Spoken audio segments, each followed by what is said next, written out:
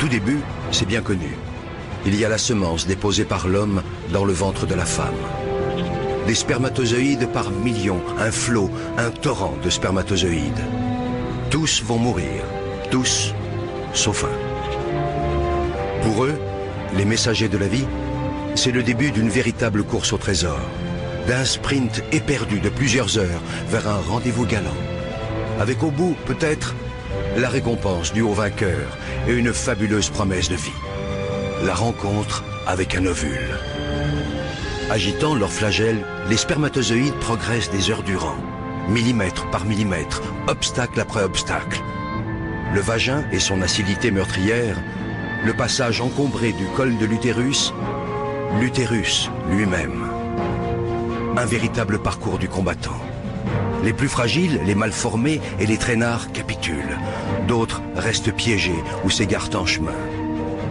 Là se présentent deux tunnels différents, deux voies possibles. Seulement voilà, une seule de ces voies mène vers l'ovule. Dans cette course effrénée à la vie, il n'y a pas que l'énergie qui compte. Le hasard et la chance ont eux aussi leur mot à dire. De puissants courants freinent leur navigation. Des vagues font onduler un tapis de cils qui contrarie leur progression.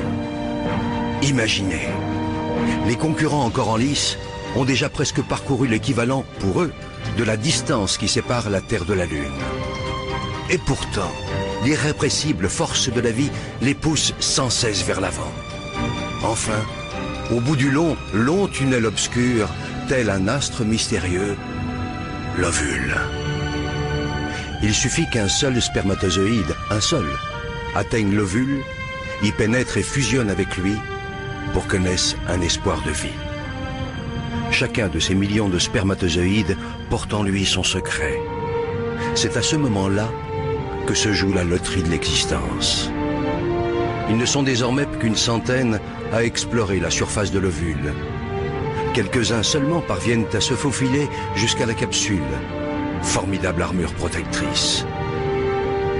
Dernière agitation, ultime frénésie. Soudain, l'un d'entre eux finit par trouver la voie.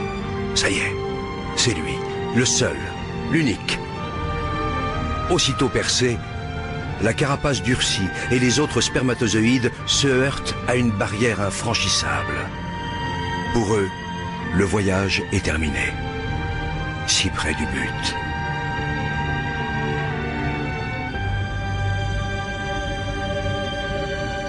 Pour le vainqueur, le périple continue.